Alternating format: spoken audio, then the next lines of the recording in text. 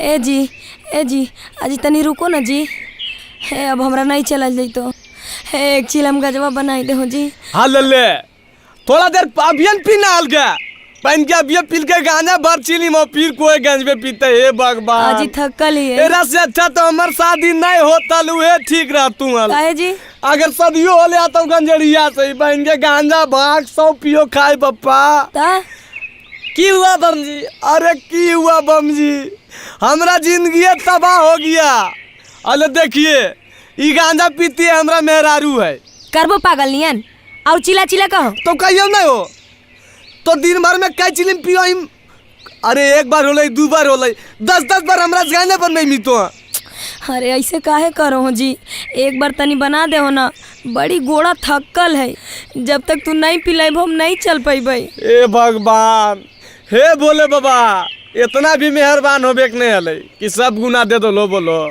ए बोले बाबा आजी करबो पागल नियन सुना।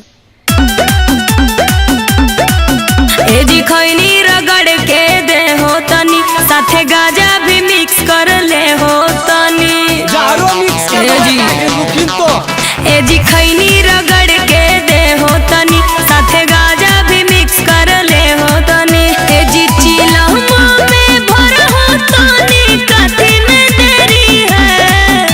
लगो हम पागल हो जी भाई। सावन में बनाला ना सेरी है बाबा मौगी मोरा गांजेरी है। सावन में बनाला ना सेरी है बाबा मौगी मोरा गांजेरी है।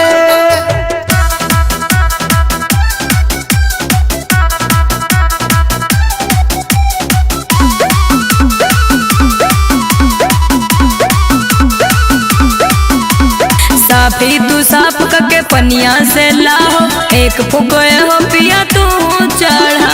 हमरा तो नहीं पीना आगे बोले नहीं जाते तू फरसी गे कहाँ से मिल गई चरसी गे। गाजा है बोलो मुया भी धरल ढेरी है। तो में अगिया लगा दबो। सावन में बनला ना सेरी है बाबा मौगी मोरा गांजेरी है। सावन में बनला ना सेरी है बाबा मौगी मोरा गांजेरी है। हे बाबा तनी विचार करो। बार दे हो माचिस दे हो लहकाई बंद तनी हो जैते गोड़वा टटाई। अच्छा तो ये कौन दवाई है?